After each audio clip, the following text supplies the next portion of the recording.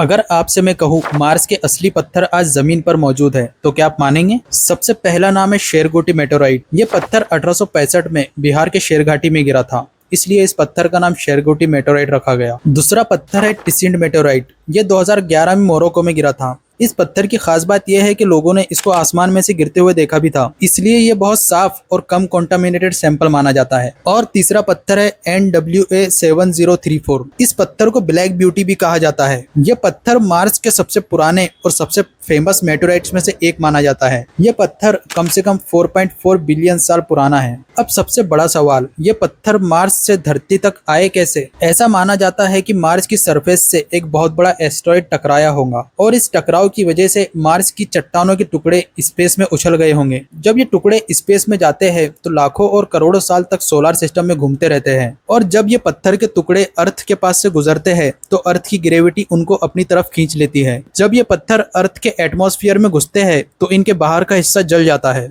लेकिन अंदर का हिस्सा बच जाता है और वो धरती पर आ गिरता है। और एक सवाल ये आता है कि साइंटिस्ट को कैसे पता चला कि ये पत्थर मार्स के ही है? सबसे बड़ा सबूत उन पत्थरों के अंदर मौजूद गैसेस है। जब नासा के वाइकिंग मिशन ने मार्स के एटमॉस्फेयर का कंपोजिशन मेजर किया तो साइंटिस्ट ने देखा कि इन पत्थरों के अंदर मौजूद गैस ये मार्स के एटमॉस्फेयर से मैच करती है। इसके अलावा इन पत्थरों के मिनरल्स और केमिकल कंपोजिशन भी मार्स की रॉक्स से मिलते हैं। इस वजह से ये कंफर्म हुआ कि ये मेटोराइट्स मार्स से ही आए हैं। अब इन पत्थरों को म्यूजियम्स, यूनिवर्सिटीज और रिसर्च लेबोरेटरीज में सुरक्षित रखा गया है, जहां पर इन पत्थरों पर रिसर्च होती रहती है। अगर आपको ये वीडियो इंफॉर्मेटिव लगा हो तो वीडियो को लाइक करें और चैनल को सब्सक्राइब करें।